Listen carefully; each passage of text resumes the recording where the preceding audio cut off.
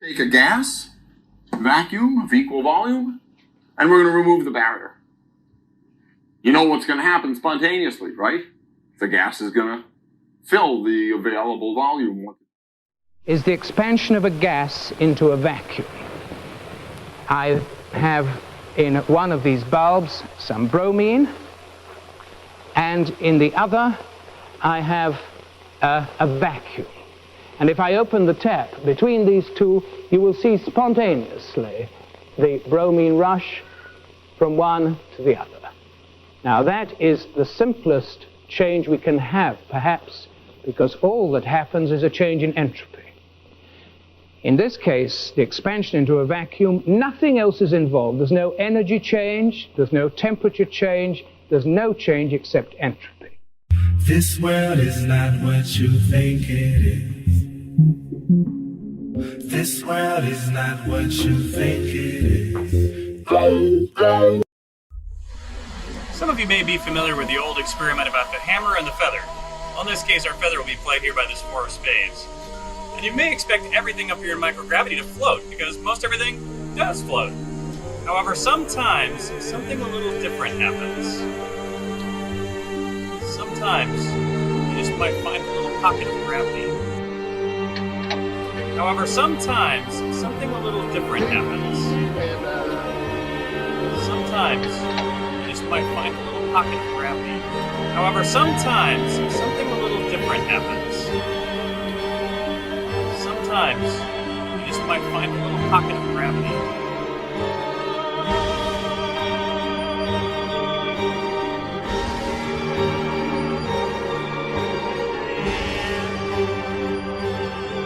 Get cleaning my teeth. So I'm going to suck the water off it, because where else would it go? Nice wet toothbrush. Grab some toothpaste. We just use standard toothpaste in space. Squeeze a little on, not too much, because you're going to have to clean it up later. Okay, so there's my toothpaste on my toothbrush. It's wet. It's ready to go. It's loaded.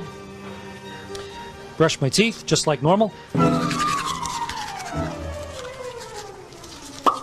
Get them all. Especially the ones in the back.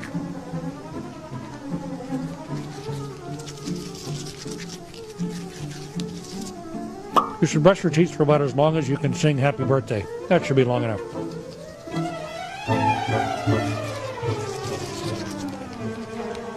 Okay, so now what I'm going to do. I've got a mouthful of toothpaste stuff. I got a dirty toothbrush.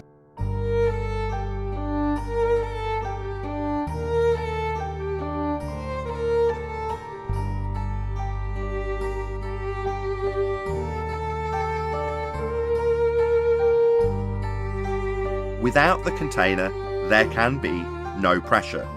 Therefore, if the sky was a vacuum, as asserted in the heliocentric rhetoric, then the gas we breathe would fill the space.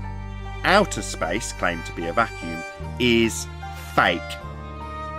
Therefore, any claims from that claimed to be sky vacuum are automatically fake, including but not limited to pictures of Earth from space.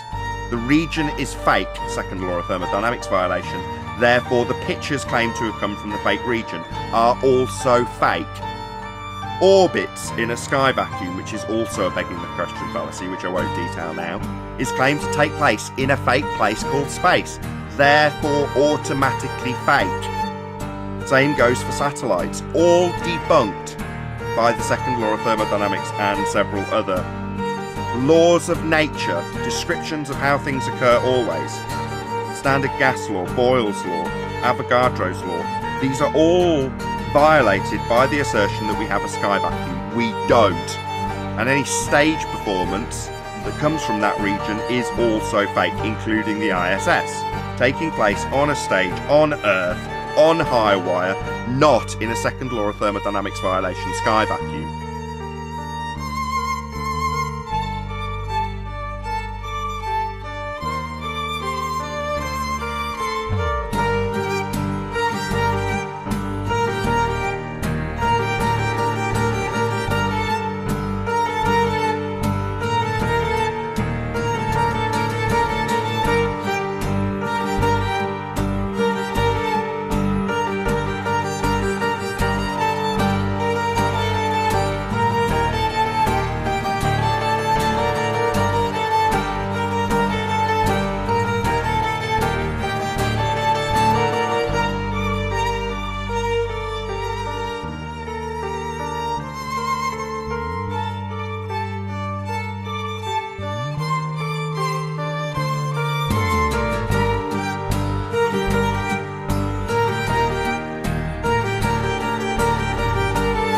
check this out.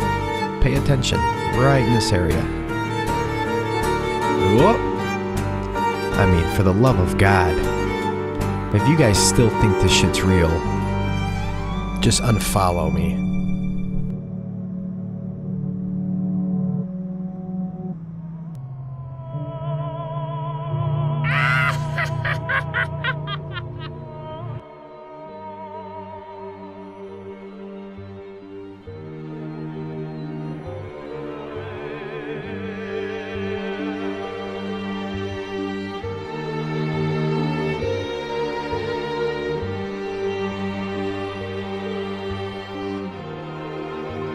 The illusion is that there's a space station and satellites and telescopes just floating out there in infinite space.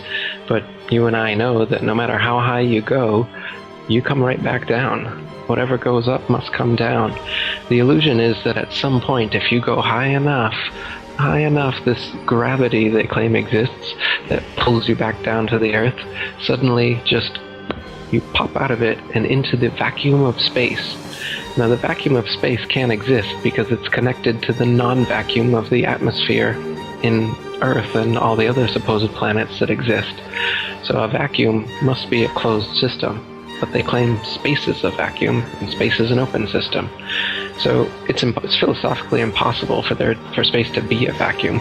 And the way that they fool us into thinking that this actually is plausible is threefold. First way they do it is in zero-G planes, which are Boeing 737s that do parabolic maneuvers that have a free-fall illusion, a free-fall effect rather, that happens for about a minute, where you can be floating in these planes. And that's how they get this outer space look, like you're floating in outer space. The second way is through wires, harnesses, and green screen for the longer shots. In the ISS, for instance, they do that. And the third way, for like the outside shots they do, are in pools. They're actually underwater, and this is confirmed by the fact that there's bubbles rising in the pool in a lot of their shots. And people on YouTube have dissected a lot of the ISS and other supposed space footage and all the space bubbles that are coming out of their helmets. Some people are even wearing scuba gear. They found that as well.